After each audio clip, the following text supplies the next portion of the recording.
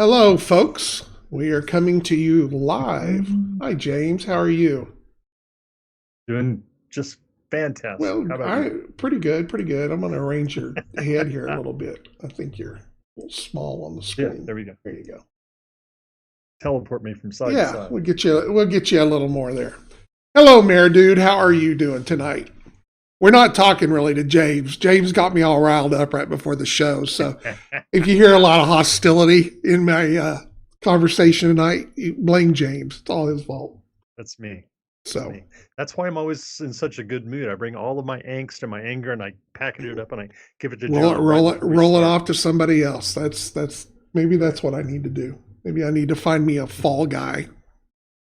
So dump all my anger issues onto them. So since you answered me, I'm assuming everybody can hear us okay, which is good. So we haven't had any big sound issues lately. So that's a great thing.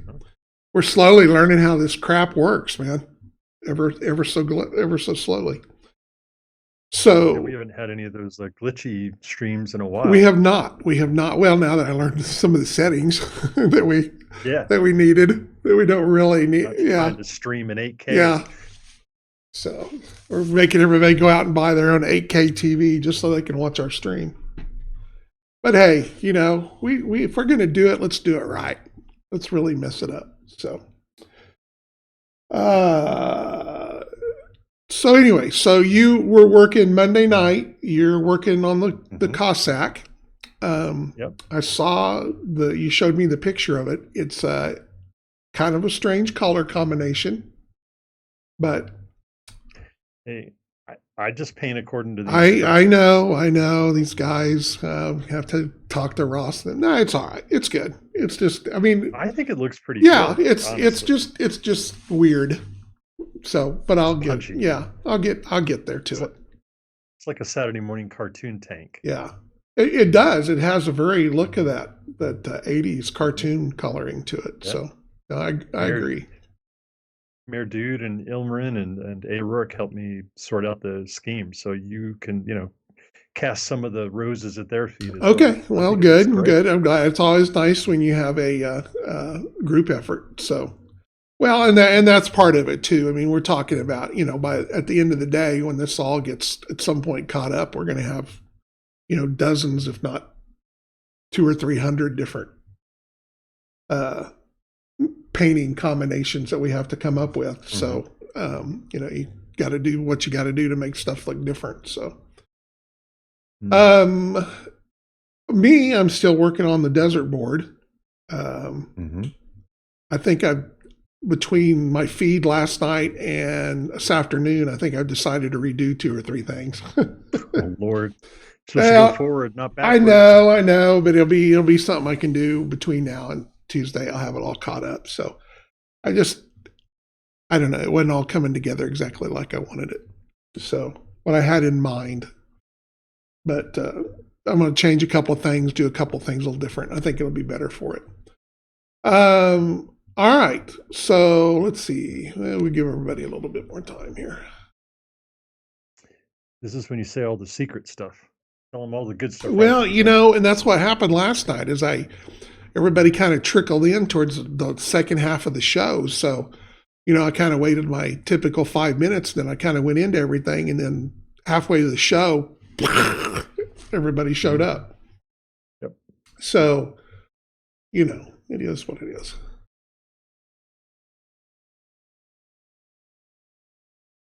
But we'll go over everything. There are no secrets in the halls of power. Uh, Smitty would know. Yeah. Smitty is I can everywhere. assure you there are secrets here in the halls of power that people do not know. Yep.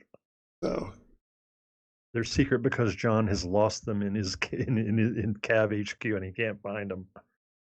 are you expecting to do dual cast prints of open metals? Yes. We will be turning the metals over into dual cast going forward. There probably won't be any metal stuff after 6 months. Hmm. So, Maybe reserve that for fiddly bits of well, big, gigantic, huge yeah, models. I don't know. I don't know what we're going to do with it. We have our whole casting line and everything here. So I hate to, just put that all aside. But by the same token, it may have to find a new home. So I don't know that that's something.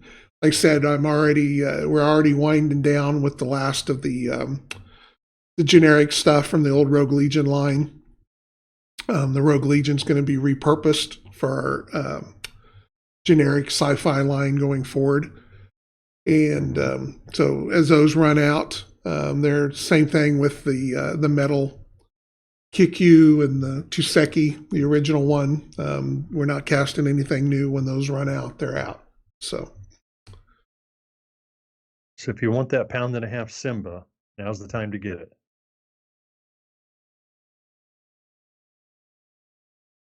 well, and yeah, and that's where it's at. I mean, that's the problem with metal. It's just more expensive, material wise, labor wise. It's just that's what it is.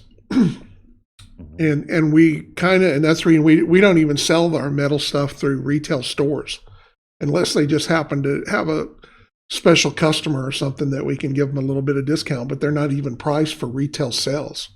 I mean, it's that's, and that's kind of the way I think some of the other guys that are still doing metal, they pretty much don't price to go through retail anymore. They're looking at more of going direct to consumer and cutting out that middle guy, and that's a significant chunk that it saves off those figures. So, but yes, no, we'll be moving those over. We'll probably have to update the models a little bit, since they won't be in metal. There's some things we can get away in metal that we can't get away with in plastic. So we'll have to make some adjustments there, but it won't be anything big. Okay, so John, I have a question. Okay. Ignore the cost of the materials. Okay. Just strictly on the production of the figure. Metal or plastic? Which do you, as the business, prefer? Just pretend like they both cost exactly the same. Which process do you like? Plastic. Okay. Yeah. Just from this standpoint of, especially if we were still doing everything overseas, it's so much nicer when it's time to package, when you can go out there and open a box up with everything already in there and pull them out and go straight to blister. You're not thinking, all right, I got to get these guys to cast tomorrow and these guys to sort, from that side of it, the weight, just the moving things around, the amount of space that it takes. Because you can take a smaller box and have 1,000 CAV minis in it when that same amount of space may be 50 metal minis.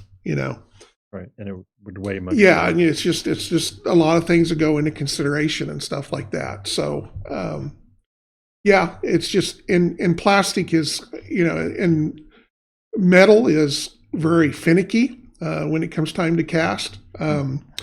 Humidity, the way you hold your tongue, the way there's a zillion things that one day it'll work and the next day it won't. So you may spend 2 hours casting up, 30 figures trying to get everything dialed back in or whatever for whatever's changed that day. Whereas plastic is once it's going, it's going. So, so that part of it is good too. Firing up the melting pot or whatever you call that thing in the middle of the Kansas summer is a lot of fun. It is. That thing runs about 700 degrees, and it is during the summer. It is. I usually have to do the casting because I can't get anybody else to do it. So, no, I'm not going to go out there and work today. So, F that. So, anyways, and I look back at where we started out from Bones and where we're ending up with the dual cast. And I'll be the first to say, there is, especially with the first and somewhat into the second Kickstarter, there is a difference between the figures and metal. holding them together and what you can get. And that's kind of like talking earlier about the special edition stuff. There's things in metal that we can get down very much smaller, because the metal just fits in there. Whereas plastic, we can't do that. You have to be a little more, you can't be as thin or finicky. Excuse me. Oh, sneeze from hell there. So anyway, so we have to adjust a little bit for that. But I always, if you'd asked me 10 years ago if I would have been a plastic guy, what the hell are you talking about? There's no way I'm doing plastic. I didn't like GW plastic early on and everything either. I never would have thought I'd been a plastic guy. But, after I started doing it and getting into it and using it and everything, it was, everything was a trade-off. I mean, yes, metal maybe did this better, but it's just one or two things. Plastic does 5 things better. So I'm willing to give away these 2 to get these 5, and that's really the way I looked at it. Is at the end of the day, these are just toys that we're putting out on the table to push around. And, if I can get a big army out there and somebody only has to spend $40 or $50,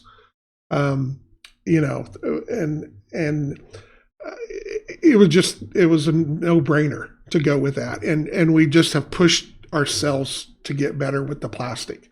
And you can see that if you look at Kickstarter 1, Kickstarter 2, Kickstarter 3, dual cast, you can see the evolution that we've taken.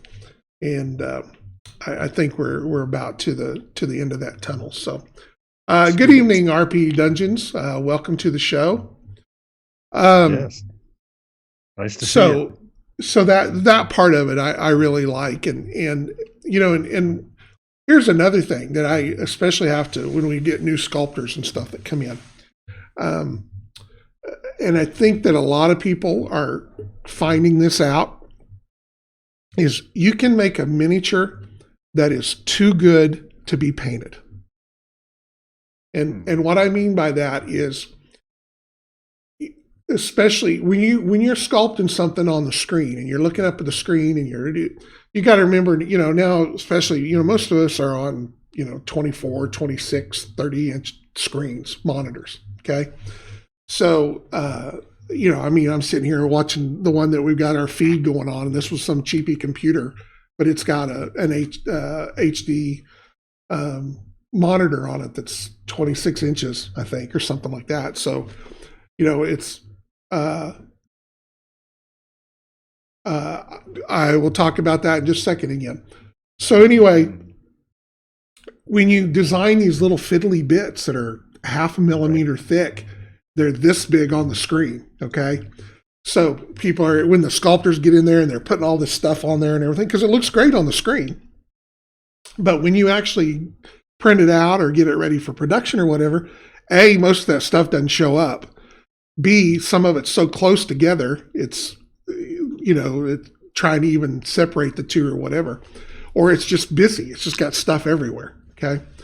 So the average painter can't paint that because they just don't have that skill set yet. So you get all these guys that are doing all these Patreons and all this 3D stuff files that you can download and everything. You look on the screen, oh, that's the greatest work I've ever seen.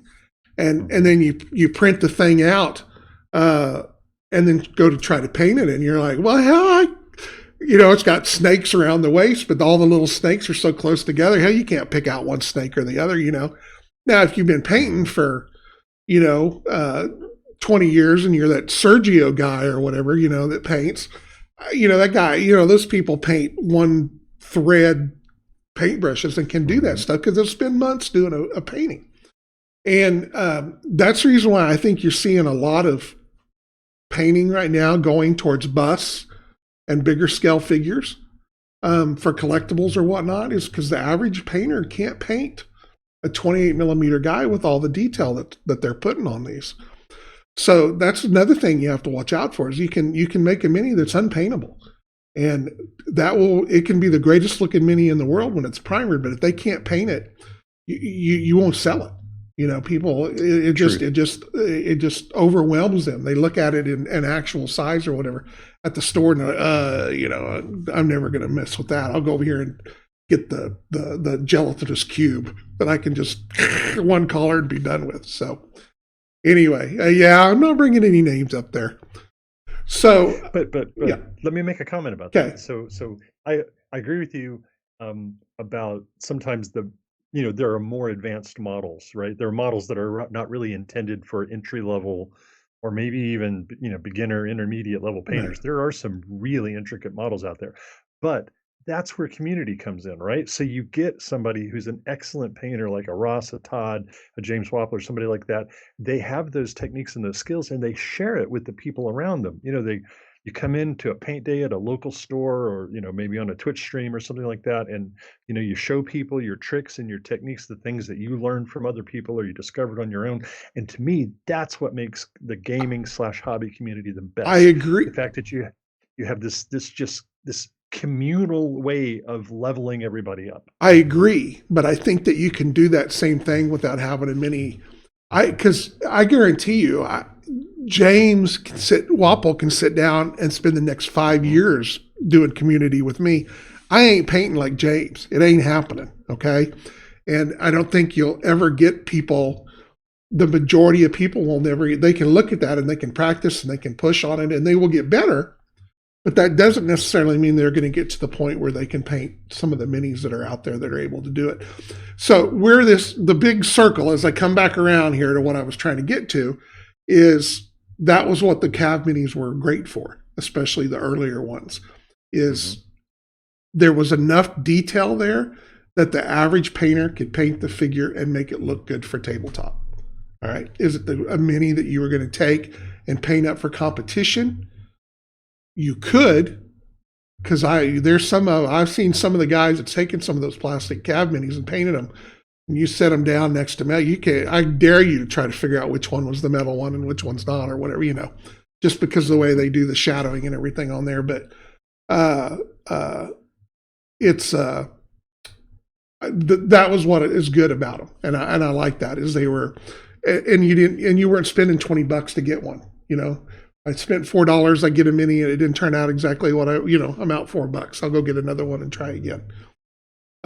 So that's what I'm basically saying is that's what plastic especially is good for going on. So let me go back here and for RP Dungeons Dallas. Dual cast is we are switching to our own in-house injection casting. And dual cast is the name for our technique and system and material that we're going to be using.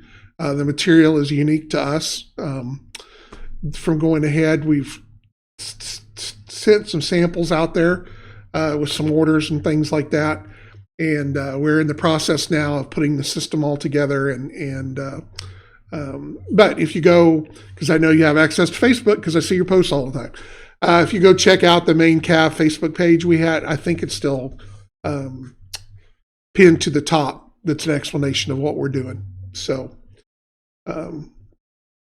if anybody's familiar yet and have got any Bones USA figures from Reaper, similar to that, they're using a different mix and material than we are, but it's the same process as far as how we're doing the manufacturing. So if you've got one of those in and like it, you're going to love ours. Mayor Dude, you'll never learn how to do it until you don't try. There's a big difference between learning how to do it and actually doing it. So I'm just going to leave that out there. There's a lot of things I know how to do, but I can't do it. When execution and everything comes down, like, why did that not turn out that way? It's like, I know how to install a sink at your house, but then I put it in and half of it's hanging down. I'm like, what went wrong? Where did I not get that? So I missed a step, obviously. All right. So now that I've gone on for that for a little bit, the first thing and speaking of miniatures and painting, so we have ever so slowly been trying to get the first new Journal of Recognition book done. It is a process, needless to say, with trying to get everybody on boat, because there's several things that are all having to come together. That was a general, you were specifically pointing me out, I know. And so we have a lot of things that have to come together. We have to have writing, we have to have layout, we have to have artwork, we have to have miniatures painted. Artwork is, figures. I mean, the actual, the CAVs and the vehicles. There's logos. There's just, again, it's a project that has, when you start at the beginning and you think about it and you've got it all laid out, this will be, and here we are 2 years later, still working on it. We are getting close. I have been cracking the whip on everybody over the last 2 months, trying to get this thing done and out the door.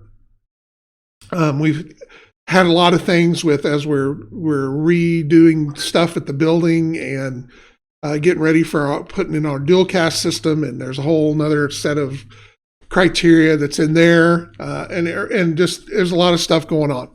So, but we are getting closer to it. But one of the things that continuously comes up, I see on Discord and on Facebook, is people are asking for official paint schemes.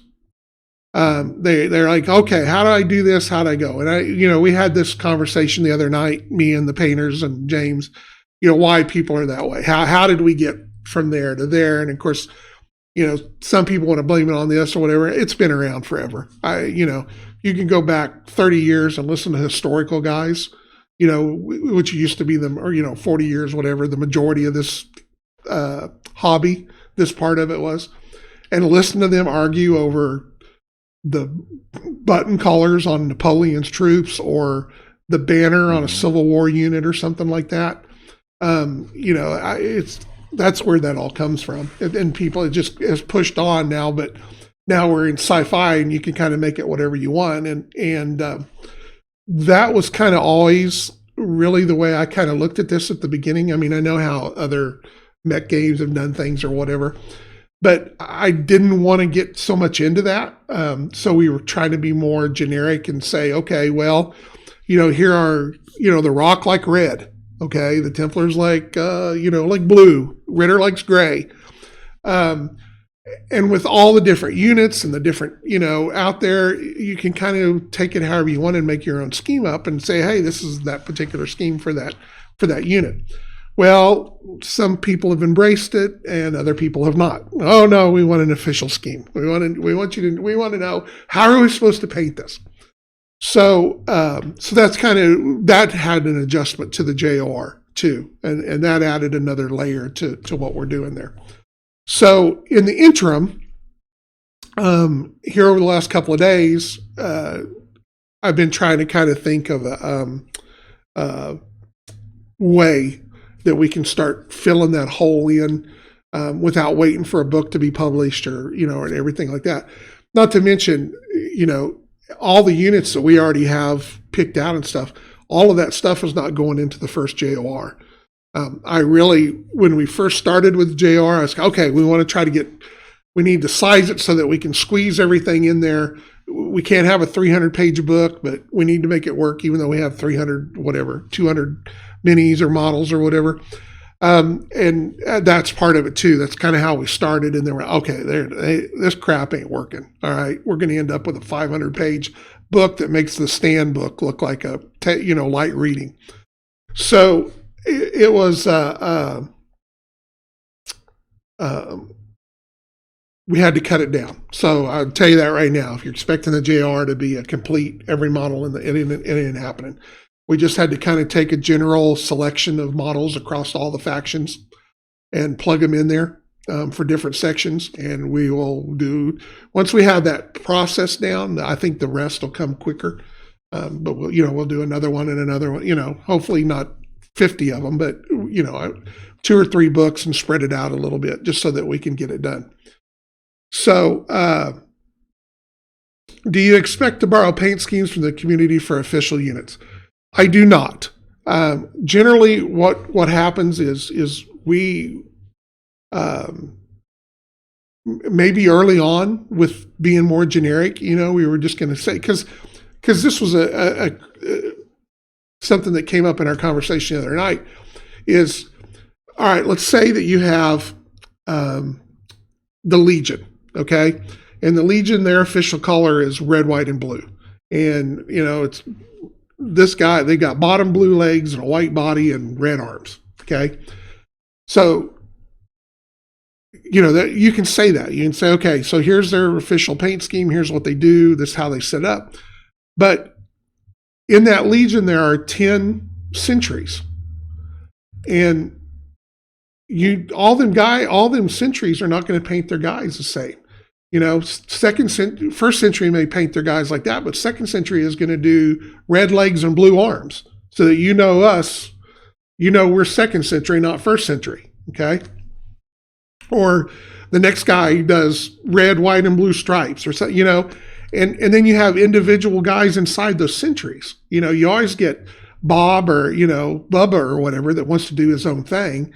And, he does red, white, and blue polka dots, so, that was kind of the way I looked at how paint schemes are going to happen is we were just going to say, okay, well, here's kind of their colors and then you run with it. And if that's, you're saying that that's that particular Legion, and if you set it down to somebody else's, yeah, you both got red, white, and blue, but you used them in different ways, but that's fine because there's, 1,000 different CAVs in there.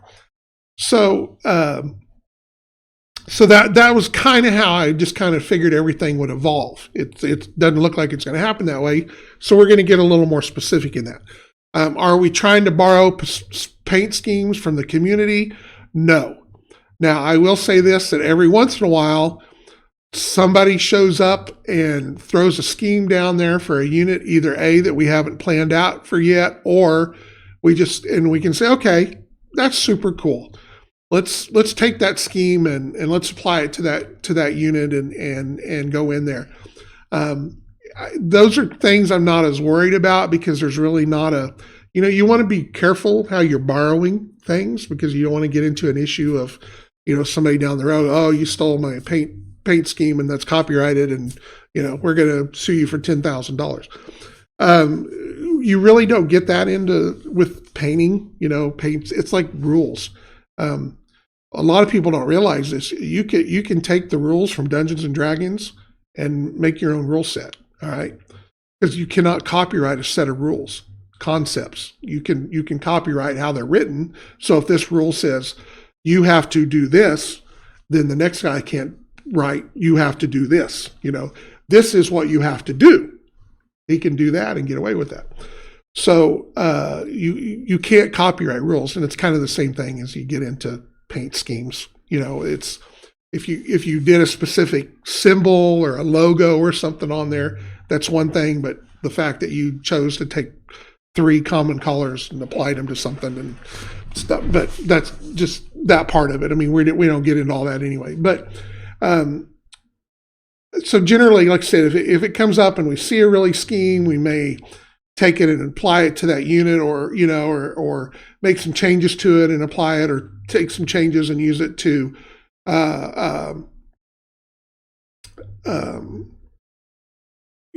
things like that. You can copyright music, certain notes, the way the notes that in the order that they're put into. Ask Led Zeppelin; they just paid huge things over because of that little intro to Stairway to Heaven. Do do do. So anyway. So that's where that comes. Now, to get back again, as get back to the starting point of the race here. I've got a website. It's cavjournal.com. When the JOR comes out, we've got a section that we're putting up on there so that you'll be able to look things up and all there. In the interim, what we're doing right now is we're taking these paint schemes that we have all this and these units and this list and everything like that, and we're going to throw those out there. So here, I'm hoping by the weekend, the first of next week, we will have a list by faction of the units that we've assigned to every faction. We have, not all of them have paint schemes on them yet, just because there's a lot of them that got put in there because we don't need them yet for the JOR and everything like that. So we're going to get those lists out there. Anything that we have paint schemes already for or that we're going to do, we've come up with a little simple black and white graphic and it uses the big 12-point guy from each faction. So like the Rock's the Emperor and Terran's the Thunderbird or whatnot. So, and we'll take that scheme and we'll apply it to it and put that out there on that website so that you can look at it. And you can look at if you're trying to find out what an official Terran paint scheme is, you'll be able to go to the Terran section, find you a unit, and then if we've got a paint scheme for it, you'll be able to look at the graphic and go, oh, he's white and he's got red stripes or whatever, like that. And it's just something quick that we're going to put together, but it will, I think, solve a lot of problems that we're getting from a lot of people that are asking questions or with emails and stuff on here and everything like that. So it's a work in progress. It probably won't be perfect as we do it, but it's just something that we're throwing out there for now for the in-between until we get further ahead with the JOR and get that section moved over. So did that all make sense, James? Did I totally confuse you? Did I drone on again? Sorry. I mean, I understand. You're basically going to put up a placeholder for paint schemes until the JOR is ready. Yeah. That's the bottom line. Yeah, I mean, if you ever go and look on, if you go do a Google search of, World War II paint schemes for P-41. Have you ever seen that? How they have like 10 different P-41s but each one's got the colored version of it or whatever. Yep. That's basically what we're doing. They won't be quite as intricate as that, but that's basically what you'll do is you'll go to the Terran section and there'll be a page of all these Thunderbirds, but each Thunderbird has its paint scheme for that particular unit, and you'll look on there, and it's up to you how you want to apply that to a particular model, because obviously if you're not painting a Thunderbird, some things may not work out the same, but you'll see, if the shoulders are gray and the body's brown or whatever, or the feet are black, you can take that and get close to what you're going to do. One of the other things that we were working on that kind of came down is very quickly, and this was a problem that has been identified for the last several months. And it's just finally got to the point now that something's got to be done about it so that we move ahead, is all of our painters and me and our artists and everything like that all have a different definition of a particular color or of a particular type of camo or how they think is a diagonal line or this or whatever. So part of what had to be done, it's been done over the last couple of days, I had to come up with a common color palette that says, okay, when you're telling me dark gray, I don't know what's dark to you and is dark to me. But now we've got a color palette that's numbered. And actually how I set it up is by the paints that we carry. So we have all the Bones, the Master Series paints, and then all the CAV paints. So that's like 100 different colors. There's some that are kind of close that are deal, but now we can look at this palette because everybody's got a copy of it. And if I'm talking red and I want bright red, then I'm telling you that it's brilliant red. Okay. And so those will be the colors that I'll use on this deal. Now, I don't know yet if we can tie that in so that if you decide that's the way you want to paint it, you can go buy those colors and paint them. The main problem that happens there is you have different color spectrums that you're working. I'm not going to try to get too overly complicated, and most people probably know this. The color that you see on your monitor is what they call RGB. Okay, so it's a different way that it processes color for you to see it. When we print, it uses a process called CMYK, which is a whole different set of color and everything like that. And then paint uses pigments that get applied. So that's a whole different spectrum that doesn't match up with RGB and doesn't match up with CMYK. Then you get into the whole old paints that's been out in the sun, the way your eye looks at a paint. Okay, there's a whole nother lighting, whole series of questions there.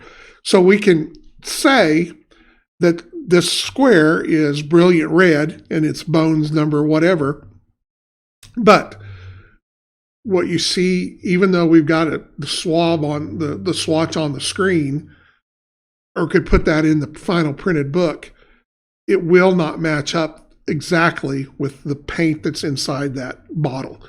So if I make this art piece and I say it's brilliant red, and then you paint brilliant red on your mini, but it doesn't look like the art, that's an issue there. So I don't know that we're going to get that crazy. I mean, I'd like to. That's GW does it, but GW has the same problem. Is you'll go look at a book in one of their magazines and it'll say this is painted this color, and this color. You go and buy that mini and those 3 colors of paint, and you take it home and you do exactly what that book says, and then you put yours next to the art, and you're, oh, wait a minute, why is mine darker or lighter, or mine's more yellow, or whatever? And it's the same thing. It's just trying to get all those to line up, and we can make it look good in the book, that's part of the issue there too, is if all the painters were working from the very same paints, if all our painters had just these 100 colors and everybody worked from that and we took pictures of that, it would be a little closer, which is kind of how GW gets away with it. But I can't get all the artists to get on the same page. Everybody, these guys, like, this is their favorite red, this is their favorite yellow, from this company and that company. I hate that primer, and I hate that color, and I hate that white. It's like having kids. So anyway, so that's what I'm working on. We're going to get that pushed out, and hopefully that'll be something that'll help get people more on tune. It'll certainly get all the names of the different units out there, so that you have more an idea of this rock unit or this Terran, some of the different legions and things like that. So we've touched on some of them here and there. You got a few of them in the book, but let's get more of them out there. So I think that will help, and it'll be just something we can throw out there and go. And I'll talk about it more over the next few days. So, and drop some stuff on Facebook as we get closer to it. Any questions? Anything, James, that you want to add, other than anything you want to throw at the screen at me or whatever? I know, I get what happens. What's the bad part about it is I start thinking this is the worst part about thinking ahead about the show is, I start thinking about something at like 10 in the morning, and I get myself all worked up. So by 8 o'clock at night, I can talk for 3 days. I'll put a Lord of the Rings trilogy right here on top of you right now. As opposed to if we wait till 5 minutes before the show, it's kind of like, oh, is he going to say anything? Is he going to even talk tonight? I don't know what the hell's the guys. It's like slang language. So we all like getting inside your head and understanding what's going on with CAV. Well, so anything that you choose to share with us is good. That's kind of way I figure it all ends up, is you're here to hear about crap about CAV, so I will throw CAV crap all over the wall and let you clean it off. So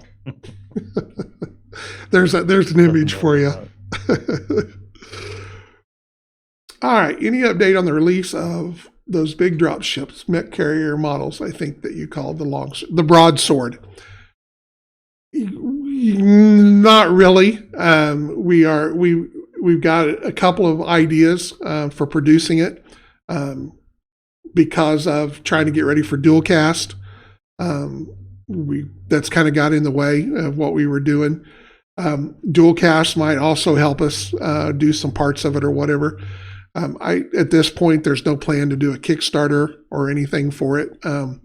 We're kind of trying to figure out a way to do a limited number of kits that we can get out there so that they're out there for the people that really want them, without being we're not going to have 1,000 of them available or anything like that. So hang in there. We are getting closer. And once we've got it all figured out where we can actually produce it. Everything's ready for it. We just have not begun to produce them yet. And we want to make sure that we can produce them the way that we think we can, and that it'll be something that we can count on. And James needs to paint a CAV in German P. camo. I think that I caught some of that on Facebook, and I don't know that James is into that. So I mean, I'll do it. Come, but I gotta get done with the Cossack first. We'll find a model to paint that way. I'll have to go look at it a little closer. It's basically just like a woodland camo with sort of irregularly spaced dots. If you will look on your very special camo guide that I put out last night, I think it's the third one over. I think it's the speckled or the mottled one that we call, but that's what it is. I tell you what, Cthulhu, you get John to make a broadsword. I'll paint the broadsword in P. camo. I made a broadsword. I've got a broadsword. You guys are all getting pissy about wanting one. I've already got one. John. Yeah. Don't make me come up there and take the broadsword. Well, we're getting there. I promise. We are getting closer and closer to it. It's just right now a third of the shop is tore up as we are getting everything ready for all the new equipment and everything like that. And things got moved around and 3D printers are not hooked back up yet and blah, blah, blah, blah. So, but we're getting there. So, all right. So, wanted to spend about 10 minutes or so talking about CavCon. We are doing our second virtual convention the last weekend of March. I think it's the 26th through the 28th. I think that was pretty close to the date. So we are in the process of setting up events still. We have got some commitments out of some well-known painters that have their own Twitch shows and stuff that are out there that are going to come and join us. But we're looking for ideas for events. So if you have an idea, if you've been to a virtual show and they did something that you thought was really cool, please share it with us. If there's something that you want to do, if you're ready to get online, we will see what we can do to work it out with you so that, you can come and do something or show something off or, what you want to do to participate in part of the show. We want to try to get as much of the community involved in it. Our first one was kind of off the cuff, and it was me and James, spending 3 days, which we had a great time. And I think everybody enjoyed it for the most part. And we had a lot of fun doing it. I mean, me and James were, we were ready to do it again the week after. I mean, we enjoyed doing it, but, I know that people want to see other things and we want to bring other things to it. So please, if you have some suggestions, some ideas, as we get a little closer to it, we're hoping to hear by the end of the month, first week of February, to have everything kind of finalized. We are going to have, there is going to be a special miniature, at least, maybe some other things. We're going to have some swag and stuff that people will be able to get now that we've got a little more time to plan for it and be ready. So again, if you have somebody that you can recommend that you think we ought to go after to try to get onto the show, if there's, but it's got to be somebody that will do something that is CAV related. So we do want to, that's one of the things that we need to do is, I'm sure some of you are good cooks and so what, but I don't need an hour of you showing us how to make a chocolate chip cookie. Okay. So unless you can make that chocolate chip cookie in the shape of a CAV. I think that's doable. Then, or a cake. If you want to bake a CAV cake, we're on target there. One of the things I am working on is a table that's more set up for streaming. It's going to have multiple cameras. So we'll have a little more room to get around everything and be able to show each section of the board when we want to. So an interactive how to play video would be great. We would love to share that on our social media and we did that in the last one. I think the first night, didn't we do a learn to play or something like that? And then, I was going to say last month I did two streams. I did one in the morning and one in the afternoon that are about 2 hours each, talking about playing, and you can it's not as much of a me talking directly to you as a player, explaining to you, but as we play and did things, you can see how things work or whatever. I do want to get a better how to play video up on there. Again, it's just trying to get it and get it right is going to be a pain. Now, hopefully with the new setup that I'll have for the table, that might make it a little easier to do too. So be able to show everything a little closer. So keep that in mind. Let everybody know, spread the word, shake the tree, whatever you can do to help us out there would be much appreciated. What else? What else before I got a little stuff I want to talk about the last 5 minutes, but we still got about 10 minutes to kill before we do that. So tomorrow night, 8 p.m. Central Standard Time, the Big Stompy podcast or stream or whatever we are now is going to be back on with Ross and Todd. Ross and Todd are going to break down the starter forces that you can get when you buy the rules. You know, the free little starter force that they're going to go through the factions and talk about how those models play, what you might want to do to expand them. Just, you know, basically the opinion of these two, you know, hardcore players, you know, about the models that are available, you know, for the new player. And then at the very end of that, we're gonna essentially, as part of the build up to CavCon, Ross and Todd, myself and Hugh are going to get together, and we're gonna build forces. We're gonna make up some armies and paint them and share them in the various social media platforms as we lead up to CavCon. And tomorrow night we're going to randomly assign the factions. So we're going to take out some old school dice and a piece of paper and a pencil, and we're going to go, Ross, you have to make a force for, roll the dice, Almirithal, Aidenese, whatever. We're not sure yet, but Ross had that idea. He thought it would be fun to just kind of randomly assign it and then see what people could brainstorm out of that pile. And that's what the stream is going to be about tomorrow. So join us tomorrow at 8 p.m. Central Standard Time right here on this channel. Be here or be same, square. Yep. Same CAV time. Same CAV channel. Same CAV channel. About tagging you on Facebook. There are some stuff already up on the Facebook page. I am horrible at social media as far as doing all that tagging and everything. So I forget about it. I get people all the time that gets mad at me. Why don't you put anything up on your Instagram page once every? Well, because I forget and it's hard to do. So I need a social manager guy, but I'll try to do better. I'll start trying to tag everybody and do better there. Have a CAV game where the Twitch viewers decide how one side moves and plays against CAV boss. Well, you know, we've tried to think of ways of doing that just didn't turn into a stale contest. So I don't know. We'll see. It's hard to be as interactive when we're doing something physically and you're watching us do it. It's easy to talk and respond to that, but it's not maybe so easy to do something. We'll see. We'll see how it goes. We'll try to figure out. That's one of the things we're trying to do is we're trying to think of what are things that we can do that are more interactive. I don't know if that's counterproductive. At the end of the day, I guess Twitch is all about you sitting there watching us make fools of ourselves. So maybe that's all that we can do. You can actually use your browser to post. There's a way to go up.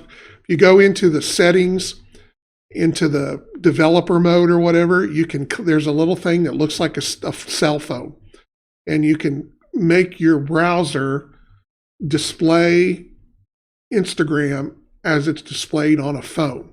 And when it does that, it will allow you to post. You can actually do it. You don't need a third-party app or anything like that. It's a little more advanced than everybody does that. But really, I did. That's why I do it. I use it on there. So, and you can do it both on. Originally, they were talking about doing it on Chrome, but you can do it on whatever. What is it now? what do they call internet? Edge. Because guess what? They use the same code, basically.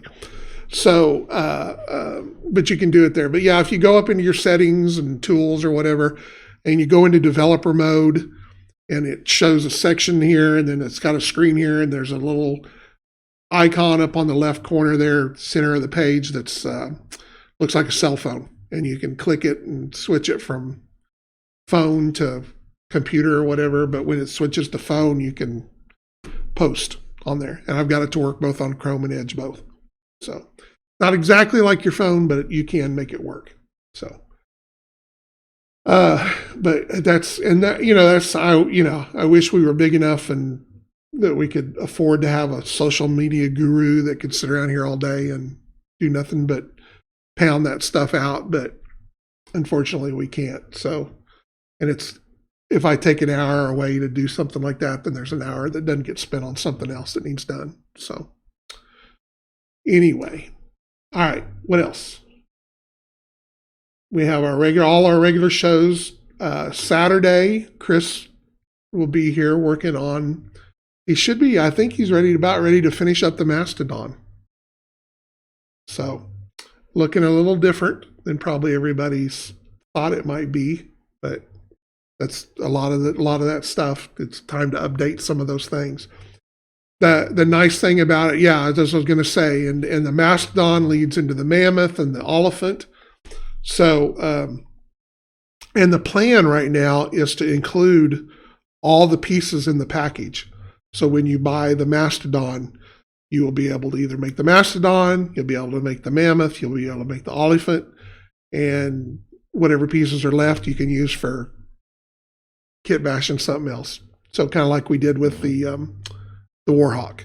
So that's the plan right now, is the way it's set up is you should be able to build either one of all three out of there. So I wouldn't spend a lot of time in building a lot of elephants, since they are a unique model. You can only have one of them anyway. But rule wise, I mean, if you're playing your own game, you can have 50 of them if you want. I would be happy if everybody would buy 50 of them. 500. So, yeah, if you buy them, we'll make them. Walla, waka, waka, waka.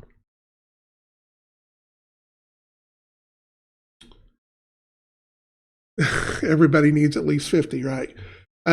We've got a couple of new sculptors coming online. We should have some new stuff to show.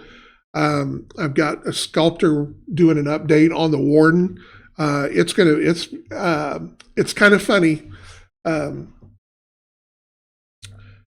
I've never been real keen of the Warden. It's kind of a weird looking. It's that rock. Yeah, well, it's the rock. Yeah, it looks like a Tesla truck with a gun on the back of it. So anyway, but when we've done some of these redesigns, I've kind of tried to stick to artists. Okay, we want to change it a little bit to update it, but let's not go too crazy. So that the old timers and everything, and everything like that. The good thing about that is we're not really replacing anything. So when we do an updated version, this isn't going to be the Warden. This new version will be the Warden B or whatever. However we want to do it. So we're not invalidating what you already have. It's just this is a new updated version of it, a new variant. But so when I started talking to him, I'm like, okay, this is what we need to do. We need to kind of stick with it. And he's kind of, okay, I'll do that. I think it looks stupid, but I'll do that. So he went ahead and he did what I told him to do, but he went ahead and did what he thought he ought to do too, and sent me both versions to look at. And I'm like, oh, F that. Let's go with the new one because it looks great. So, but he's doing the Jackal and the new updated Warden right now. So we'll have some new ones there. So those are some new. I forget what I've got another guy working on. I forget which one of those. And then Chris is kind of, I think after the Mastodon, we kind of got him switching back over to start working on some of the stuff for the Rogue Legion line. That's part of, I've brought on some other sculptors to handle more of the CAV stuff, to keep those things going so that Chris can switch gears a little bit and work on the Rogue Legion stuff that we talked about. So yes, that's right. I don't know which ones he's doing yet, but yeah. So yeah. Just pause for a second. A minute ago, you said you weren't going to invalidate any of the existing models, right? Correct. Okay. So I don't know if you heard the phone ringing, but the hedgehog called and would like to talk to you. Well, here's what's going to happen, because we actually have a new hedgehog model that we did. Really? Yeah, back early on, and it just didn't work out on the deal. So we're not invalidating the metal hedgehogs out there, but we will never do another hedgehog that looks like that. I promise you. The new. I mean, I don't blame you. The new hedgehog that comes out will be, the hedgehog B or whatever, if we ever get around to doing it. The original hedgehog, people like it or love it or don't or whatever.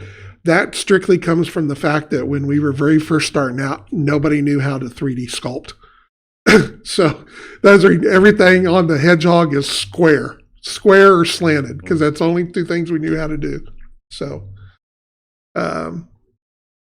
anyway, well, so we've got that part out. I did want to bring up, we did today finish doing dotting the I's and crossing the T's. Mr. Thunderbolt guy, Thunder Studios, Chris, he's here at sometimes, and he's got his own feed, Thunder Studio. But he did a line of 3D buildings that he has out there that you can download to print if you want to, called Trinity City. I think there's 15 buildings in it right now and stuff, and they're really cool looking. And he did them for smaller scaled, so they're 6mm scale. Of course, we've talked about we were wanting to get into MDF buildings and our own building kits and everything like that. So what we're in the process of going to do is we are going to release all those Trinity City buildings as MDF kits in 10mm scale. So there'll be some changes to take into account the differences between 3D printing and having to cut them out of MDF. But so that's going to form the basis of our new MDF line of buildings. Hopefully I'll have one ready next week to show off. Mm-hmm. And we will also be doing some of our own stuff to add to that line. Chris will be doing some more designs. Chris Waite, the Thunderbolt guy, will be doing some more designs down the road that we will add to the line as we go along. So it's something to look forward to. I'm very excited about it. We'll have an official release on it and pretty pictures and everything here over the next couple of weeks. But it was something that, since it kind of came about this afternoon, I wanted to let everybody know that we have made it official, and we'll be getting those out. So, just to be clear, his Twitch stream is called Thunderhead Studios. It's Studio. Is it Thunderhead? It's Thunderhead. I'm saying Thunderbolt. It's Thunderhead Studio. Yeah. No S. I thought it had an S. Yep. He explained to me it has no S. So anyway, and he has also he will be doing some streaming at CavCon. So we got that to look forward to too. And he may or may not be going to sculpt the special mini for CavCon. We'll see. All right. Nice. Yeah. All right. So last minute, here's the 1 or 2 minute questions. Get them in while you can. I've talked all night, 59 minutes without taking a breath. Absolutely. I guess that means they don't have a question. Go, leave. You answered it. Sign off so that we can go do something else. We don't want to listen to you anymore. Hey, I'm all for it. So, all right. So do not forget, tomorrow night is the second. Well, it's not technically the second. It's technically the 13th. I think I figured it up. It's 13th episode of your podcast. It's the second. The 14th. Well, but if you go and look, you didn't count one. No, we counted them. There was one we did. We did like an 11.5. Well, you didn't put it on your deal like that. So anyway, okay. I looked at the old, because I put the link up. I don't know if you noticed, I put the link up for them to go look at the old ones. And when I counted them out, I was trying to figure out the exact numbers, and that's what I came. So it's either the 13th or 14th podcast, but it's a second official since it's been on now over here on the stream, and they are every third Thursday of the month. So you only get them together one time, once a month. Mm-hmm. So you don't have to. This is the one you don't want to miss, and that's Rod and Ross and Rod Toss. Mm-hmm. Ross and James are your normal, or is their show. Todd's going to be joining them tomorrow night. I won't be there, so you won't have to listen to me take up any more oxygen. So don't miss it. I'll listen in. I'll type and do random crappy things in the text or whatever. So. And listen, I'm telling you, if you have questions about how to play CAV, like, the sort of like meta, like how do I, get good at this game? How do I leverage these units? What works well together? What does my force need to contain? You need to come and talk to Ross and Todd, because those are the guys that really know. I'm there to just kind of MC the show. But I mean, that's a bundle of information that is available to answer your questions. So come and hang out with us, listen to what they have to say, ask them some questions, get smarter about CAV. Yes. Be there or be square. All right. So we're going to go. We are off. So I'm ready to go home. It's been a long day again. Yes. So anyway, everybody take care. Play more CAV. Stay safe. James is coming up here this weekend. We're going to hang out. Mm-hmm. So who knows what we might do over the weekend. We may jump in and do our margarita drink off. Live stream from the drive-through margarita. The drive-through margarita place every time we go around. Hey, yeah, here we go again. All right. And then we go from there to the disco course. We may. Well, I've got two things I want to. Just in case, I ordered me a disc golf set. I thought you might. So it will be here tomorrow. Thank you. The way that it goes there. But at this point in my life, I am a fair weather, sports, fishing, hunting, whatever. So if it's cold and the wind is blowing, you may have to go without me. John, come on. You can sit in the truck. Oh, it's a whole different deal in Kansas when the wind's blowing up here and it's cold. It's gold. Wait. What is the line from the musical Oklahoma where the wind comes whipping down the plain? That's our line, not yours. Well, and that has a lot to do, like I was talking about the other night, because everybody knows that Nebraska blows and Oklahoma sucks. All right, so for that, we are going to go, and we are good to go. So y'all take care, and we'll see you next time. Good night.